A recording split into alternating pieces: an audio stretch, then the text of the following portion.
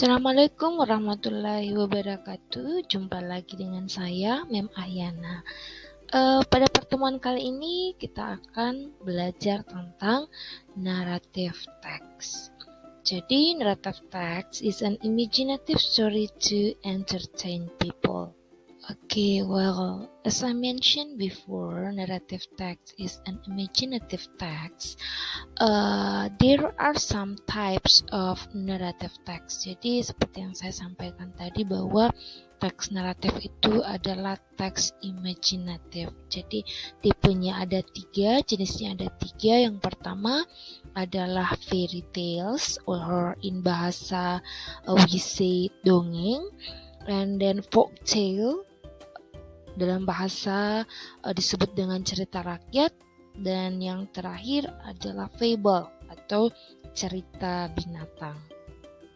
Well, we come to fairy tales, or in bahasa we say dongeng. Jadi jenis yang pertama pada naratif teks itu adalah fairy tales. Kita menyebutnya dengan dongeng. Di sini ada sebuah contoh tentang dongeng. Saya yakin anak-anakku semua sudah familiar dengan dongeng tentang Cinderella. Jadi ada tokohnya di sini, ada pangeran, kemudian ada kereta, dan ada istana. Jadi di cerita Cinderella ini sifatnya imajinatif atau imajinasi atau khayalan. Namun walaupun ceritanya dia imajinatif, ada pesan moral yang bisa kita ambil hikmahnya. Okay, the next type of narrative text is folktale. A folktale is a traditional story that people of particular region or group. Di sini folktale adalah cerita tradisional dari sekelompok orang atau berada di sebuah tempat.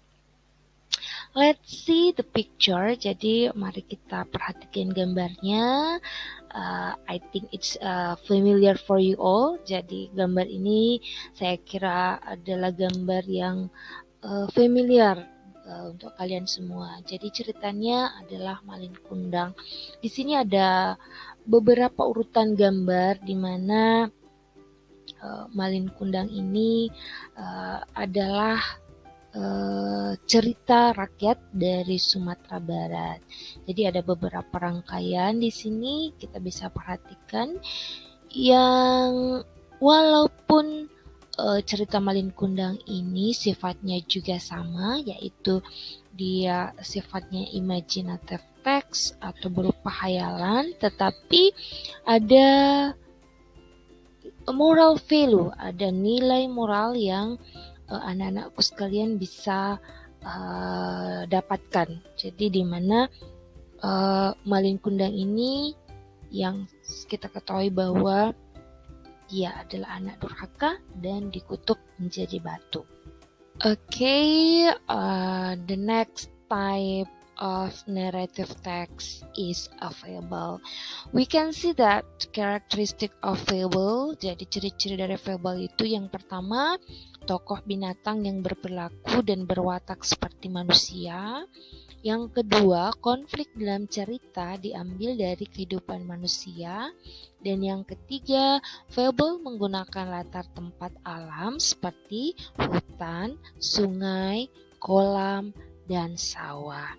Jadi salah satu contoh dari fable dalam bahasa adalah kancil dan buaya, di mana kita ketahui bahwa kancil perangainya cerdik. Ya, jadi ini termasuk fable. Kenapa? Karena kancil itu adalah binatang. Kemudian kita ketahui bahwa ciri-cirinya dari fable ini tokohnya binatang, tetapi perilaku dan wataknya seperti manusia. Oke, jadi di sini disajikan sebuah gambar di mana dia berupa fable kancil dan buaya.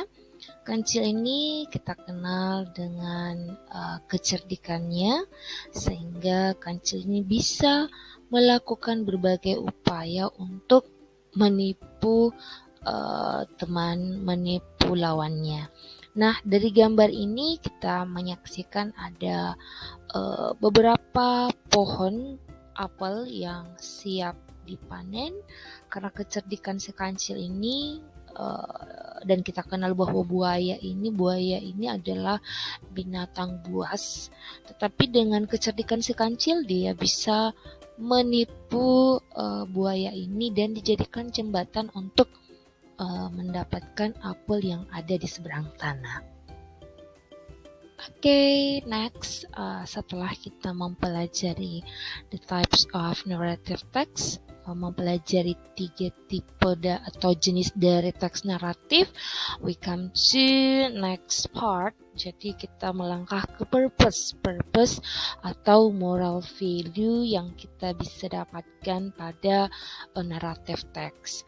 Jadi ada beberapa clue yang kita temukan dalam berbagai soal.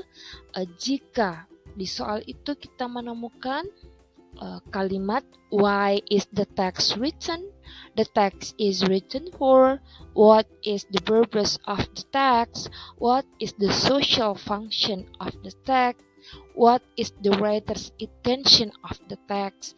Ini dari kelima kalimat ini tujuannya cuma satu, dia menanyakan tentang purpose dari teks naratif yang disajikan. If we talk about purpose, jadi ketika kita berbicara tentang purpose, ini berarti soalnya menginginkan tujuan. Jadi tujuan dari naratif teks. Kita bisa lihat bahwa tujuan dari naratif teks itu yang pertama to amuse, yang kedua to entertain, yang ketiga learn something from the story, yang terakhir teach us have a good character. Jadi tujuannya yang pertama itu menghibur, yang kedua itu belajar sesuatu dari ceritanya, kemudian mengajarkan kita untuk memiliki karakter yang baik. Nah, seperti yang kita ketahui bahwa naratif teks itu di awal tadi saya sudah menyampaikan bahwa teks naratif itu sifatnya imajinatif atau khayalan. Namun, tujuan dari naratif teks itu untuk menghibur pembacanya. Kemudian ada nilai moral atau moral value yang bisa kita dapatkan dari setiap teks naratif, entah itu dia fairy tales, folk tales, atau fable. Di sini kita bisa belajar tentang hal-hal yang baik dari cerita itu, kemudian mengajarkan kita bagaimana memiliki karakter yang baik. Seperti contohnya tadi di Malin Kundang, tentunya ada moral value di sana. Kita bisa belajar dari cerita itu, learn something from the story. Kita bisa belajar dari cerita itu bahwa yang utama dan pertama adalah menghargai orang tua.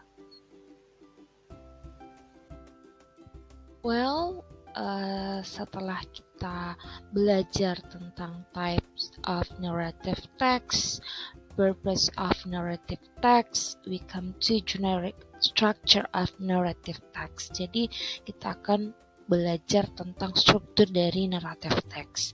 Oke, baik, untuk struktur teks dari naratif ini ada 4. Yang pertama ada orientation, di mana orientation ini adalah paragraf yang berisi tentang pengenalan tokohnya siapa, kemudian tempatnya di mana, dan kapan waktunya. Itu biasanya kita temukan pada paragraf pertama. Kemudian selanjutnya adalah complication. Pada complication ini kita menemukan masalah. Jadi biasanya kita dapatkan pada paragraf kedua di mana ada masalah di sana. Kemudian yang ketiga adalah resolution atau pemecahan masalah. Tentunya ketika ada masalah, akan disajikan pemecahannya seperti apa. Itu biasanya kita dapatkan pada next paragrafnya. Dan yang terakhir adalah reorientation. Jadi untuk reorientation ini dia tidak mutlak kita dapatkan di semua teks naratif, karena reorientation ini dia paragraf yang berisi tentang moral value-nya, dan tidak semua naratif teks menyajikan itu. Jadi intinya struktur teks pada naratif itu ada 4: orientation, complication, resolution, reorientation.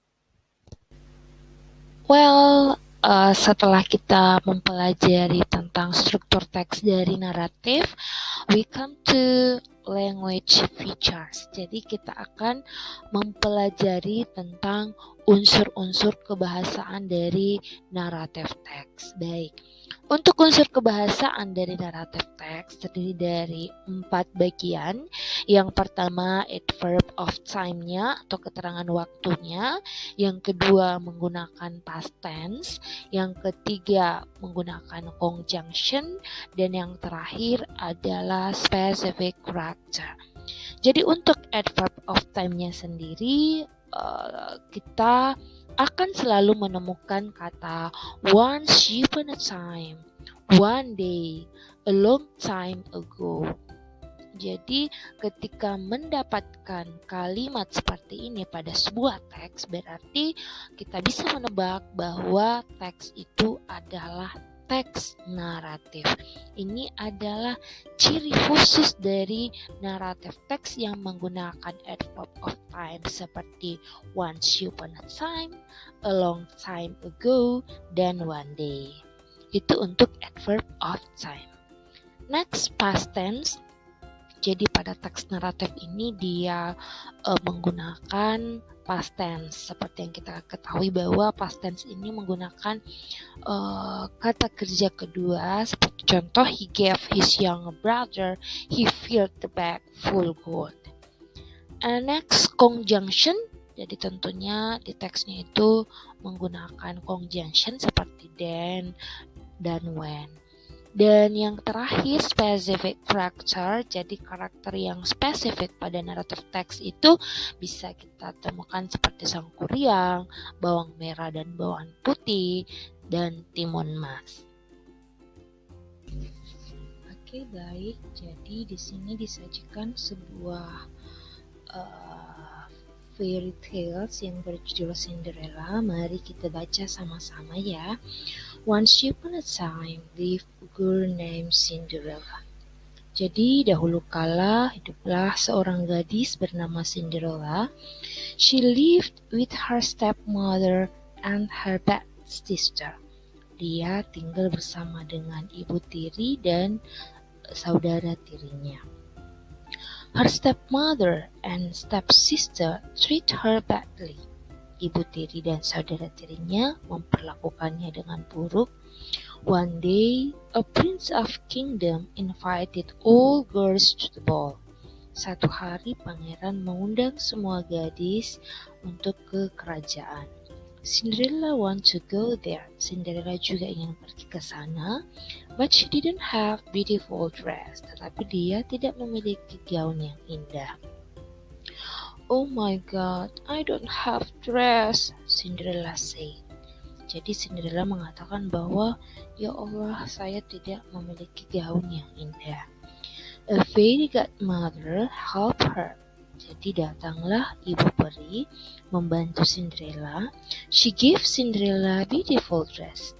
Dia memberikan Cinderella dengan gaun yang sangat indah. Dan Cinderella come to the ball. Kemudian Cinderella pergi ke kerajaan.